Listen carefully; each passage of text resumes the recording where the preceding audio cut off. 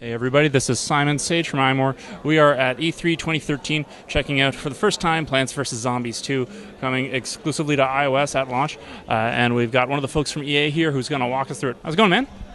It's going very well, thanks for asking. So what's new in Plants vs. Zombies 2? Well, there are a lot of new things in Plants vs. Zombies 2. The first thing I would say is the time travel theme this time around is very new.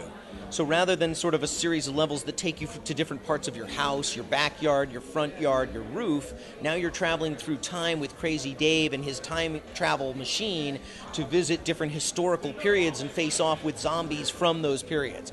So you start off in ancient Egypt, you work your way through that, you get to a sort of 16th century pirate world, then you work your way through that, you get yourself to a Wild West cowboy sort of scenario, so you've got cowboy zombies, and along the way you're going to earn a lot of new plants, unlock a lot of new plants while you're facing all these new zombies. And we've got a couple of very specific new features in the game. One is plant food. So if you think about the original Plants vs. Zombies, there were upgrades to certain plants. You could go from the pea shooter to the repeater, or the Gatling pea. You could go from the melon pulp to the winter melon pulp. In Plants vs. Zombies 2, we've replaced that to an extent with a food system where you feed the plants plant food and it sort of supercharges them temporarily. So every plant effectively has an upgraded mode that is temporary. So let's take a quick look, give you an example of a level in ancient Egypt. First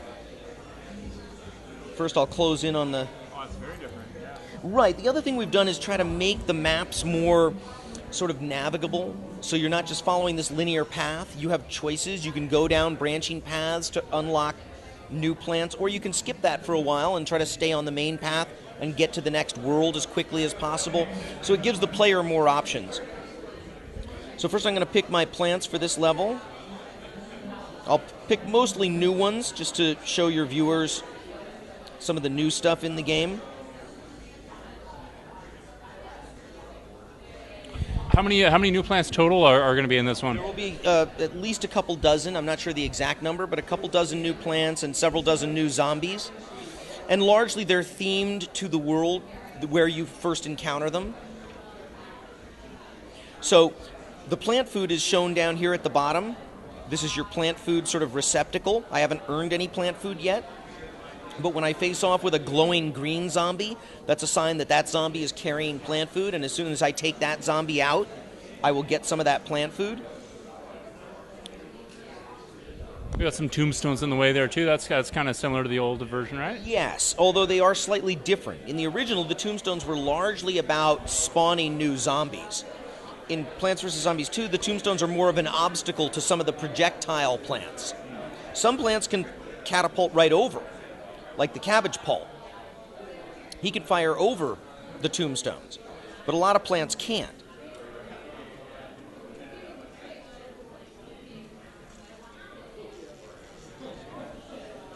The other thing that's very new about Plants vs. Zombies 2 are these touchscreen power-ups.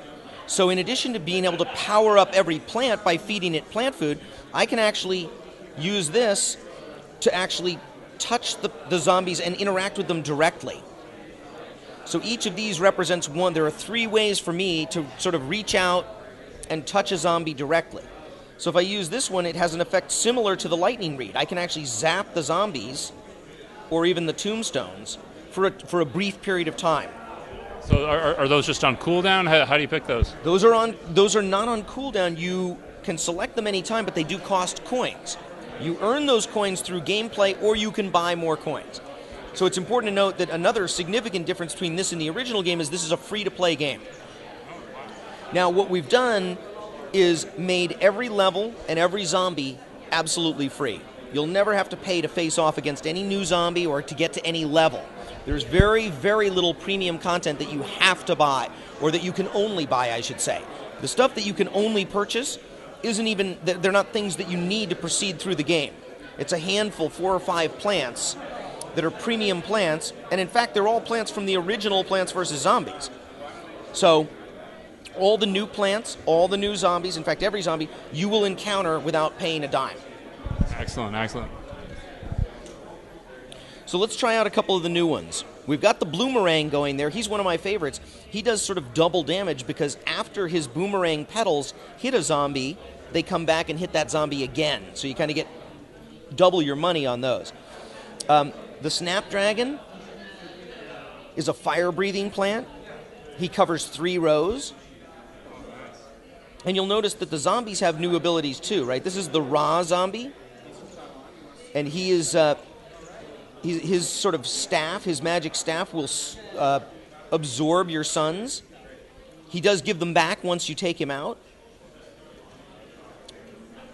I've gotten a little distracted here talking to you, so I'm going to lose a lawnmower here. But hey, that's what they're for. We've got a little more plant food there, so let's try powering up a plant. So let's do the Bonk Choy, and then we'll power him up. And now he fires in every direction with super powerful punches. One of my favorites to put the plant food on is the iceberg lettuce plant. If you just plant the iceberg lettuce and one zombie steps on it, it will freeze that one zombie. But if you power it up with plant food, it freezes every zombie on the screen for about 10 seconds. Do we have any new game modes here? I mean, this is more or less the same kind of gameplay we've seen, but I remember that there were a couple of really great, like the zombie bowling from the original. It was a lot of fun. Anything new on this front? Yes, there are mini games off some of the branching paths. Let me see if I can find one of those for you. And we're going to be adding more of those over time. It's really important to note that at launch, this game is going to have about 60 levels. They'll all be new. They'll be populated primarily with totally new zombies, totally new plants to fight them with. We're going to be adding more worlds, and each of those worlds are going to have branching paths with additional new plants, new zombies. So let's see if we can find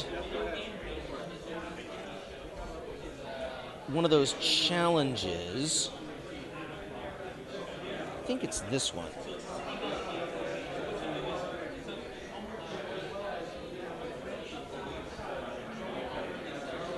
I got to admit, I'm not totally familiar. That they're a little hard to identify. They don't just call themselves out.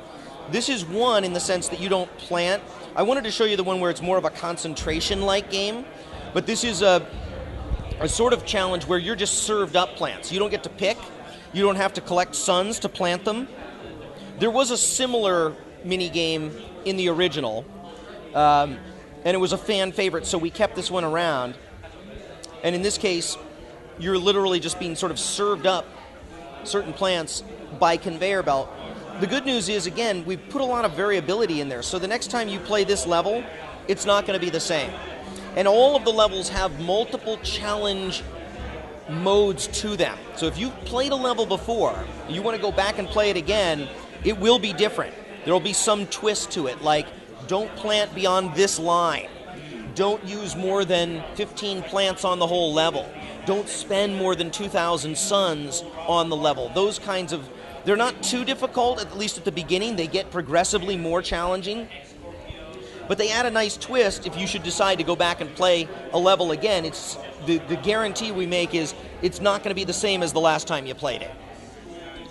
And we know that people love to play these levels over and over. And we get a lot of customer feedback from people who say, I'm still playing the original 4 years later, and there's a certain amount of variability there, but boy, if you could make it even more random, that'd be great. So that's really what we've tried to do here. It's looking awesome. So we got a lot of new plants, a lot of new mechanics there with the plant food. New consumables, free-to-play model.